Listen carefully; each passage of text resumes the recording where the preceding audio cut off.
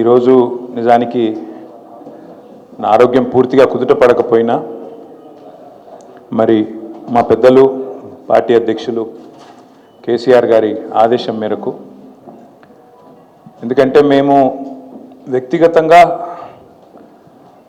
ఎన్ని దూషణలైనా పడతాము, ఎన్ని తిట్లైనా తింటాము, ఎన్ని అవమానాలైనా సహిస్తాం. కానీ గత సంవత్సరన్నర కాలంగా మమ్మల్ని నోటికొచ్చిన బూతులు మాట్లాడినా, నోటికొచ్చిన పద్ధతిలో దూషించిన, చివరికి మా నాయకుడి చావును కోరుకుంటూ నికృష్టపు రోత మాటలు మాట్లాడినా మేము భరించుకున్నాం, సహించుకున్నాం, కోపాన్ని తమాయించుకున్నాం, పంటి బిగున బరాయించుకుంటూ వస్తున్నాం. వ్యక్తులుగా మమ్మల్ని అందరినీ, ఇక్కడ కూర్చున్న వాళ్ళందరినీ ఎన్ని తిట్టినా పడతాం. శాసనసభలో కానీ బయట కానీ ఎంత రోత మాటలు మాట్లాడినా పడ్డాము, పడతాం.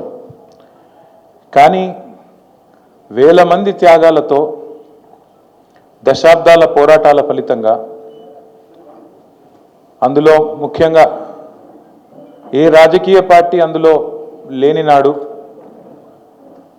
ఆనాడు టీఎన్జిఓలు ఆమోస్ గారి నేతృత్వంలో, ఇంకా అంతకంటే ముందు బుద్ధిజీవుల నేతృత్వంలో రాజకీయ నాయకులు కనీసం ఆనాడు మేలుకోకముందే మేలుకొని విద్యార్థులు, ఉద్యోగ సంఘాల నాయకులు పోరాటానికి శ్రీకారం చుట్టి అల్టిమేట్గా కేసీఆర్ గారి నాయకత్వంలో అమరుల త్యాగాల ఫలితంగా ప్రజల ఆశీర్వాదంతో సాధించిన తెలంగాణ రాష్ట్రాన్ని అవమానించే విధంగా, ఈ రాష్ట్ర భవిష్యత్తుకు ఒక శాపం పెట్టే విధంగా నిన్న ముఖ్యమంత్రి రేవంత్ రెడ్డి మాట్లాడిన దారుణమైన మాటలు ఏవైతున్నాయో అని చూసిన తర్వాత ఆరోగ్యం బాగాలేకపోయినా, ఇంకోటి బాగాలేకపోయినా, ఏదేమైనా సరే ఖచ్చితంగా నువ్వు పోవాల్సిందే, మాట్లాడాల్సిందే. పార్టీ తరఫున పార్టీగా మనం చెప్పాలి, మన వాదన పార్టీగా మనం చెప్పాలి తెలంగాణ ప్రజలకు కొన్ని వాస్తవాలు అని మా అధ్యక్షులు, తెలంగాణ తొలి ముఖ్యమంత్రి కేసీఆర్ గారి ఆదేశం మేరకు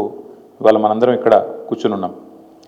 నిజంగా నిన్న రేవంత్ రెడ్డి గారు మాట్లాడిన మాటలు చూస్తే స్వతంత్ర భారతదేశ చరిత్రలోనే అత్యంత అసమర్థుడు, ఒక చేతగానివాడు, ఒక పనికిరాని దక్షత లేని పాలకుడు ఇంకొకరు లేరు ఈ దేశంలో అనేది మాత్రం తేలిపోయింది. అట్లాగే ఇంకోటి కూడా తేలిపోయింది.